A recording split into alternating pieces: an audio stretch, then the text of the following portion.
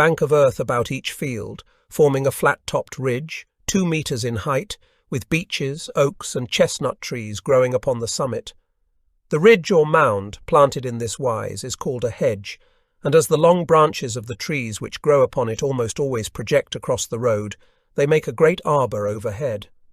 The roads themselves, shut in by clay banks in this melancholy way, are not unlike the moats of fortresses.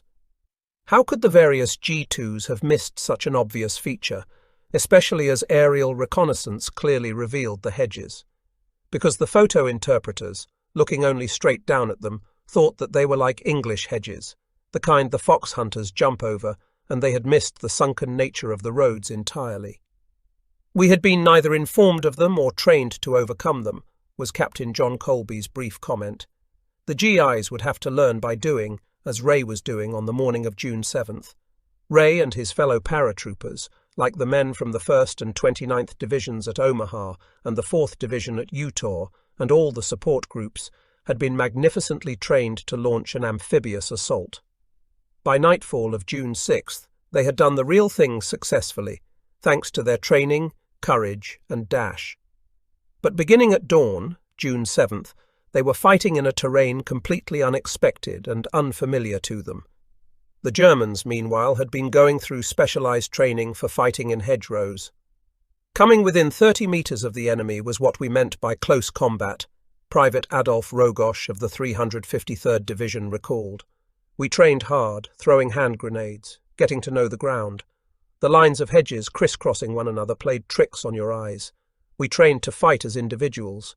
We knew when the attack came we'd probably be cut off from one another. We let them come forward and cross the hedge, then we blew them apart. That was our tactic, to wait until they crossed over the hedge and then shoot. The Germans also pre-sighted mortars and artillery on the single gaps that provided the only entrances into the fields. Behind the hedgerows, they dug rifle pits and tunnelled openings for machine gun positions in each corner. Ray moved up sunken lanes, crossed an orchard, pushed his way through hedgerows, crawled through a ditch. Along the way he noted concentrations of Germans in fields and lanes. A man without his woodsman's sense of direction would have gotten lost. He reached a point near the N13, the main highway coming into Sainte-Mère-Église from Cherbourg. The N13 was the axis of the German attacks. Ray, moving like the deer stalker he was, Van der Voort's words, got to a place where he could hear guttural voices on the other side of a hedgerow. They sounded like officers talking about map coordinates. Ray rose up, burst through the obstacle, swung his M1 to a ready position, and barked in his strong command voice, "Hände hoch!" to the 8 German officers gathered around a radio. 7 instinctively raised their hands. The 8th tried to pull a pistol from his holster. Ray shot him instantly between the eyes. 2 Germans in a slit trench 100 meters to Ray's rear fired bursts from their Schmeisser machine pistols at him. Bullets cut through his jacket. One cut off half of his right ear. Ray dropped to his knee and began shooting the other 7 officers, one at a time, as they attempted to run away. When he had used up his clip, Ray jumped into a ditch, put another clip into his M1, and dropped the German soldiers with the Schmeissers with 1 shot each. Ray made his way back to the company area to report on what he had seen. At the command post he came in with blood down his jacket, a big chunk of his ear gone, holes in his clothing.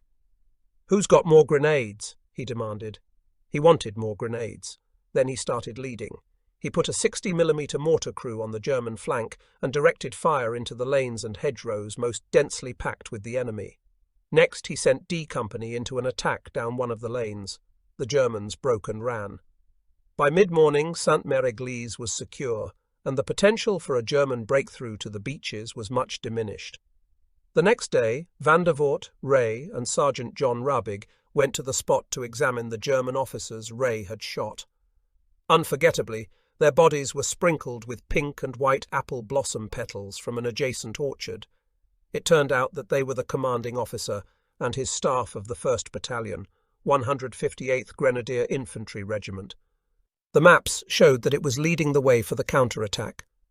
The German confusion and subsequent retreat were in part due to having been rendered leaderless by Ray. Van der Voort later recalled that when he saw the blood on Ray's jacket and the missing half ear, he had remarked, They've been getting kind of close to you, haven't they, Waverley? With just a trace of a grin, Ray had replied, "Not as close as I've been getting to them, sir." At the scene of the action, Van der Voort noted that every one of the dead Germans, including the two